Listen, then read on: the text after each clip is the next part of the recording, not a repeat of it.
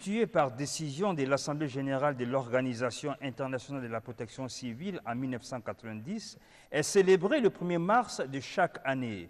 Cette journée commémore l'entrée en vigueur en 1972 de la constitution de l'OIPC en tant qu'organisation intergouvernementale et a essentiellement deux objectifs. Tout d'abord, attirer l'attention du public sur l'importance de la protection civile et le sensibiliser aux mesures de préparation, de prévention et d'autoprotection face aux accidents et catastrophes.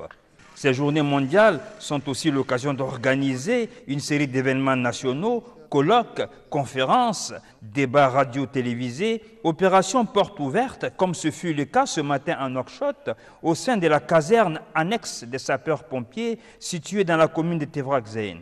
C'est donc autour du directeur de la protection civile, le colonel de gendarmerie Ahmed Ould Eleyouta, que se sont retrouvés pour la circonstance autorités civiles et militaires, dont principalement le secrétaire général du ministère de l'Intérieur, Mohamed Baba Ould Boumeïs, la maire de la commune d'où relève l'assise, Mme Fatimetou Mint Abdelmelik.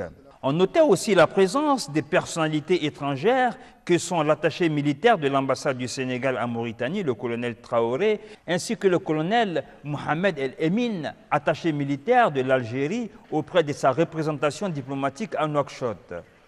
Tout d'abord, hommage a été rendu au drapeau par un détachement du corps des sapeurs-pompiers composé d'hommes et de femmes en tenue d'apparat, en position réglementaire, le buste droit et l'allure solennelle, pendant le parcours de l'emblème national le long du mât jusqu'à son sommet.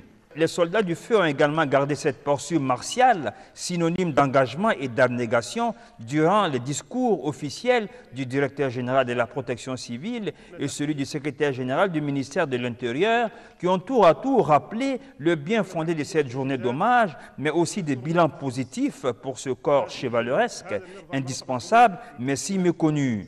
Ils sont également revenus sur la nécessité de la mise à niveau du dispositif technique et de l'esprit de dévouement, mais aussi de sacrifice de soi pour sauver l'autre qui caractérise ce corps assez particulier et qui relève à la fois du militaire et du civil. Ce fut d'ailleurs l'occasion pour décorer et rendre hommage aux efforts, sacrifices et réalisations de certains officiers et sous-officiers qui se sont illustrés dans la lutte contre les sinistres et aussi pour le bien-être de la population. Cette opportunité du 1er mars donne en outre la possibilité d'initier des exercices, des simulations correspondant malheureusement à la réalité de tous les jours de ce soldat de la vie et de la survie. L'assistance a pour ce fait été conviée à suivre un exercice d'extraction d'une victime d'un accident de la circulation de l'épave endommagée de son véhicule dans lequel il est retenu coincé après le choc alors que l'occupant subit un traumatisme sérieux à la colonne vertébrale. Ce fut l'occasion de nous rendre compte que l'outil d'intervention des pompiers s'est beaucoup amélioré, leur permettant en un temps record d'extirper de la ferraille toute victime d'accident dans des conditions idoines et l'évacuer sur un temps tout aussi court au centre des soins le plus proche. Tout comme il nous a été permis de voir la prompte intervention des pompiers sur un départ de feu signalé et pouvant s'étendre rapidement sur des zones habitables. Là aussi, le sinistre a été circonscrit dans le temps. Tout cela s'est fait en coordination avec le poste de commandement basé au Ksar. Coordination et pilotage à distance qui ne pourrait se faire justement sans les instruments actualisés que cela requiert. Raison pour laquelle le thème choisi cette année pour cette commémoration est tout logiquement protection civile et nouvelles technologies de l'information. Le directeur des infrastructures, lui aussi décoré pendant la cérémonie, premier concerné et impliqué dans la problématique, le concept de mise à niveau technologie, soutient à notre micro que non seulement la Mauritanie est au diapason dans le domaine, et posséderait même d'autres acquis dont elle aurait l'exclusivité par rapport à d'autres contrées. Notre pays quand même a fait une avancée exceptionnelle dans ce domaine en mettant en œuvre avec l'appui de l'OTAN et la protection civile française le centre de coordination opérationnelle qui est un ensemble de technologies que nous mettons en œuvre pour la coordination des catastrophes en Mauritanie et pour la gestion des crises de façon générale. Et ce centre quand même a eu en tout cas l'opportunité d'être une première expérience dans la sous-région. Et nous comptons en tout cas dans le cadre de nos activités avec le G5, la généraliser aux autres pays.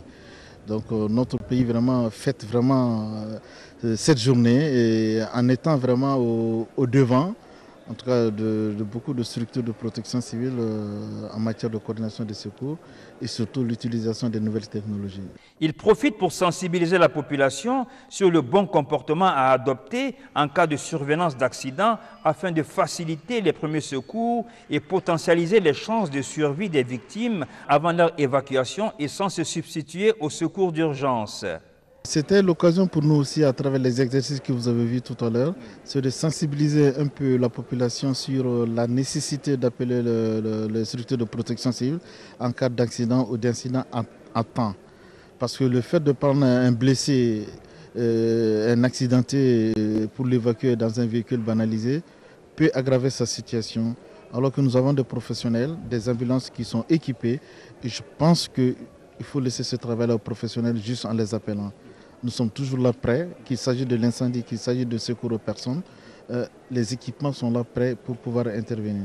Donc on demande à la population de nous appeler à temps pour que nous puissions vraiment les apporter aide et assistance. En effet, faudrait-il encore que les secours soient alertés à temps et qu'ils soient à leur tour prompts sur les lieux des sinistres.